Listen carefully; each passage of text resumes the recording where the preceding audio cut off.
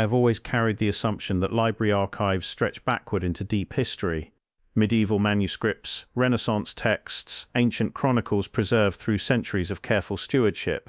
That's what we're told. That's what I believed. But that assumption shattered within the first hour of actual research. Because when you request documents from before 1800, when you ask to see the original texts, the unrestored manuscripts, the primary sources that should anchor our understanding of history, you encounter a pattern, not scarcity, not difficulty, but absence, systematic, inexplicable absence. The librarians offer explanations: fire, water damage, natural deterioration, and individually, each explanation sounds reasonable, plausible even. But when you map the pattern, when you trace these losses across continents, while certain old money dynasty families' private libraries remained mysteriously untouched, their pre-1800 collections intact behind locked estate doors, the official story collapses. This isn't about one fire, it's about dozens, hundreds, a cascading wave of destruction that swept through the repositories of human knowledge with such precision, such thoroughness, that almost nothing survived the transition into the modern era. And the deeper I looked, the more I realized this wasn't random, this was curated. Most people assume that knowledge accumulates naturally across time, that each generation builds upon the last, that the historical record flows backward in an unbroken stream. We imagine dusty archives filled with progressively older materials, stretching back through Renaissance Italy, medieval monasteries, classical Rome, ancient Egypt. That's the story we're sold. But try to verify that story. Actually attempt to examine the physical documents that supposedly prove our understanding of pre-modern history. What you'll discover is unsettling. The materials don't exist, not in the way you'd expect, not in any form that allows independent verification. Instead, what you find are gaps, enormous gaping holes in the documentary record that all cluster around the same historical period. Between roughly 1650 and 1850, something extraordinary happened. Repository after repository, archive after archive, library after library destroyed, not scattered randomly across the centuries, but concentrated in a 200-year window that just happens to coincide with the transition into what we call modernity. Start mapping these destructions chronologically, and the pattern becomes impossible to ignore. 1666. London's Great Fire consumes St. Paul's Cathedral, along with one of England's most significant collections of pre-Reformation manuscripts. Spain's Escorial Monastery suffers catastrophic fire, destroying irreplaceable Islamic period manuscripts and early Christian texts. 1728, Copenhagen's University Library burns to the ground.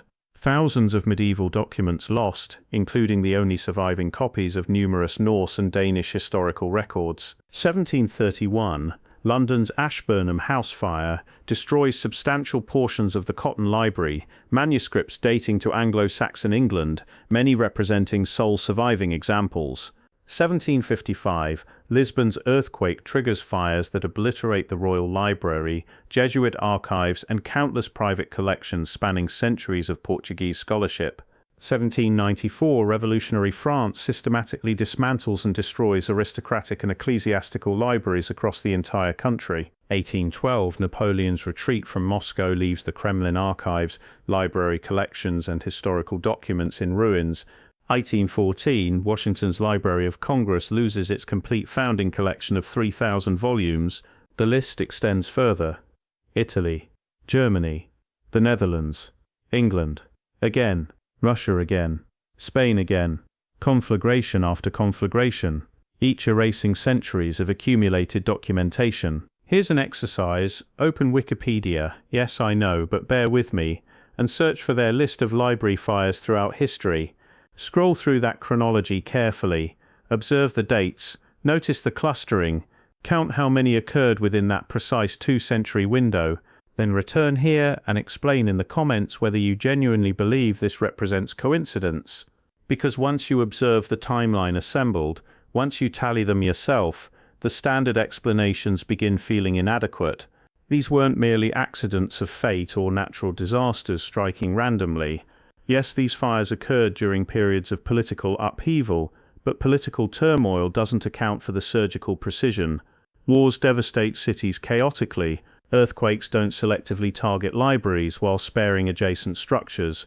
Random fires don't consistently consume archives while leaving neighboring buildings intact. Yet that's precisely what the pattern demonstrates. Consider the broader historical view. The original Library of Alexandria supposedly burned multiple times across different centuries, but its successor institutions, the libraries claiming intellectual lineage to Alexandria's tradition, also burned. Constantinople's libraries burned during the Fourth Crusade, then again during the Ottoman conquest. Baghdad's House of Wisdom destroyed in 1258. India's Nalanda University Library burned by invaders in 1193. Different continents, different cultures, different centuries. Identical result: the systematic erasure of pre-modern textual history. And here's perhaps the most disturbing element: the silence, the institutional acceptance. The way academic historians acknowledge these losses with footnotes and parenthetical remarks, as if the destruction of humanity's accumulated knowledge represented merely an unfortunate but unremarkable aspect of historical process. No sustained outrage, no investigation into patterns, no systematic inquiry into what was deliberately targeted versus what represented collateral damage, just acceptance. I began examining what supposedly survived, the texts attributed to medieval and ancient periods that exist in modern collections. Yes, they're displayed in museums under climate-controlled conditions. Yes, they're catalogued and authenticated. But authenticated how? Dated using what methodology? Provenance established through which unbroken chain of custody? The answers grow increasingly uncomfortable the deeper you investigate. Most manuscripts we attribute to medieval periods were discovered or authenticated during the 18th and 19th centuries. After the fires, after the upheavals, after the transition into modernity, carbon dating technology wasn't available until the mid-20th century, and even then it dates the physical substrate, the parchment, the ink components, not the text itself. Paleographic analysis, the study of historical handwriting, relies on comparing script styles to known exemplars. But if those exemplars were themselves created during the post-fire period, you're dating documents against other documents of uncertain origin. The methodology assumes what it's attempting to prove. When you press archivists for original documentation chains for the unbroken custody records that should exist for materials of such historical significance, you encounter gaps, transfers during wartime, evacuations during fires, periods where records were consolidated or reorganized. The chain breaks, always, right around that same 1750 to 1850 window. Once you observe it, you cannot unsee it. Let me clarify what I'm not claiming here. I'm not suggesting every medieval text represents wholesale fabrication. I'm not arguing that history was invented from nothing during the 19th century. But I am stating this unequivocally. We cannot independently verify the contents of libraries before approximately 1800 because the physical evidence was systematically destroyed. Whether through deliberate action, coordinated negligence, or cascading accidents, the result remains identical. We possess copies of copies, translations of translations, authenticated documents whose authentication relies on standards established after the original sources vanished. We're informed that Alexandria's library contained hundreds of thousands of scrolls preserving knowledge from across the ancient world, but we cannot name most of those texts. We cannot describe their contents except through later summaries, later claims about what supposedly existed. The same pattern applies to monastery libraries throughout Europe, to the great Islamic libraries of Baghdad and Cordoba, to the temple libraries across Asia. We have descriptions of what was allegedly lost, but the actual texts, burned, destroyed, erased, and in their place a standardized history, a narrative that conveniently begins in earnest around 1800 with verified documents, authenticated sources, and unbroken chains of custody. If you followed this investigation so far, and you're recognizing what I'm recognizing, consider subscribing or becoming a channel member. Your support makes this type of research possible. There's another dimension that emerges when you map not just what was destroyed, but what replaced it.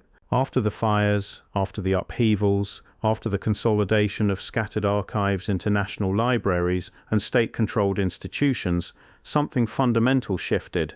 The nature of what qualified as knowledge changed. The kinds of texts deemed worthy of preservation narrowed considerably.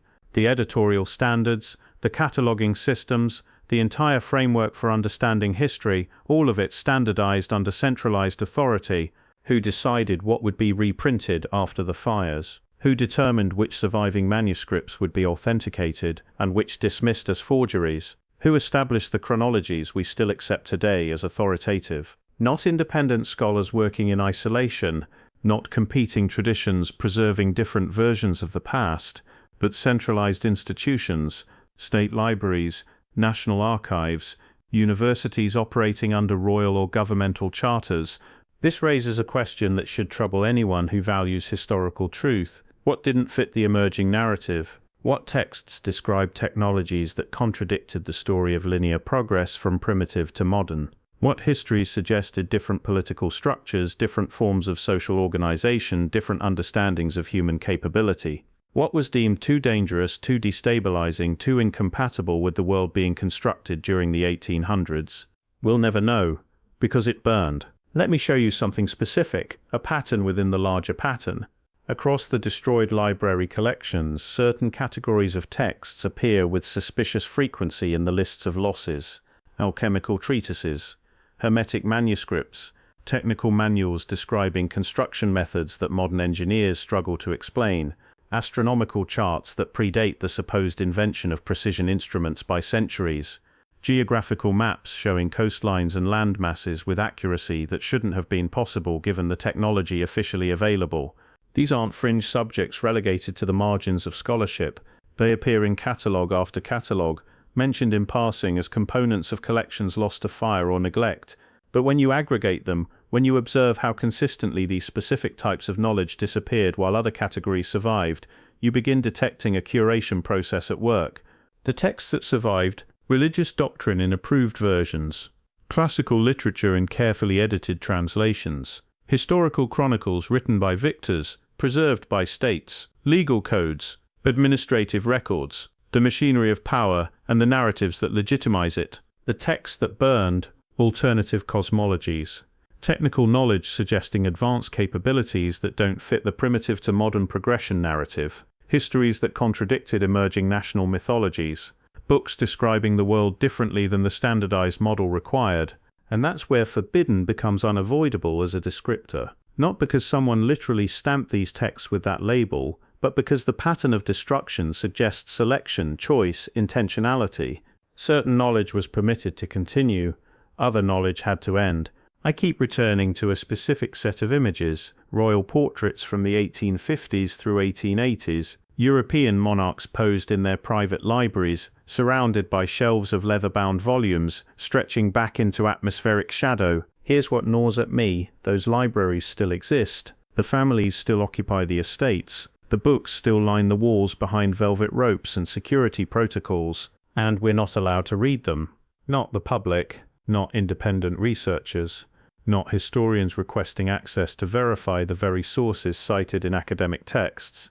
These collections remain sealed, private ancestral property protected by centuries of inherited privilege. While monastery libraries burned, while university collections vanished in flames, while public repositories across Europe succumbed to fire after convenient fire, certain families lost nothing. Their collections endured, intact, complete, suspiciously untouched by the catastrophes that consumed everyone else's records. Specific families. And I must be careful here, or algorithmic suppression buries this content before you ever encounter it.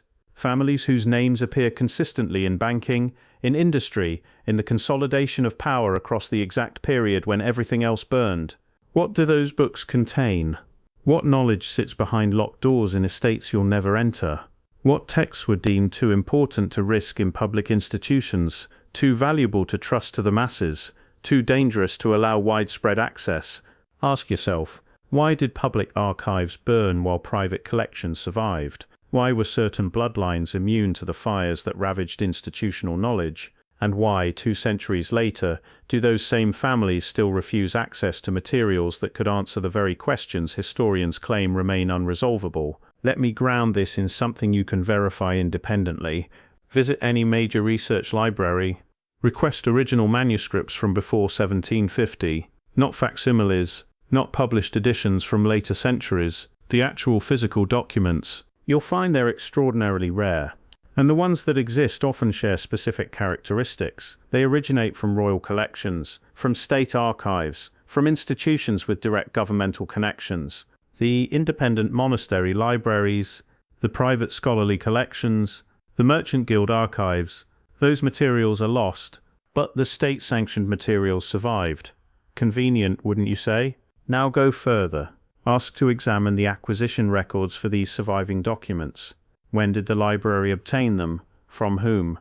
Under what circumstances? You'll encounter gaps, transfers during the Napoleonic Wars, acquisitions during the dissolution of religious orders, donations from private collections whose provenance trails terminate abruptly, documents surfacing in the 19th century with authentication based on stylistic analysis, circular reasoning that assumes the chronology it's attempting to prove. The evidence doesn't suggest carelessness or natural decay. It suggests historical consolidation, a moment when knowledge was centralized, standardized, filtered, when the past was rewritten not through outright lies but through selective preservation. What we possess today isn't the archive of human history, it's what was permitted to remain after the fires. There's a haunting quality to walking through old library buildings constructed in the mid-1800s, purpose-built to house the recovered and preserved knowledge of civilization. Their architecture tells a story: fireproof design, metal shelving, concrete construction, as if the builders knew consciously or unconsciously that preservation required fortification against the very pattern that had just consumed everything that came before. Were they protecting knowledge or protecting a newly constructed narrative? I think about the books that burned, not as abstractions but as specific texts written by specific individuals who believed they were preserving something important, who believed future generations would read their words, understand their discoveries, build upon their foundations. But we can't, because the chain broke, the fires came, and what emerged on the other side was a controlled story, a manageable past, a history that fit the requirements of emerging nation-states and industrial modernity. The official explanation that fires simply happened, that accidents accumulated, that this represents merely the unfortunate cost of preserving fragile materials across turbulent centuries, collapses under the weight of the pattern's precision. Too many fires, too convenient in their timing, too consistent in what was lost versus what remained. Too thoroughly did these events erase alternative understandings of history, technology, and human capability, and too silent are the institutions that benefit from this erasure. So what was in those books?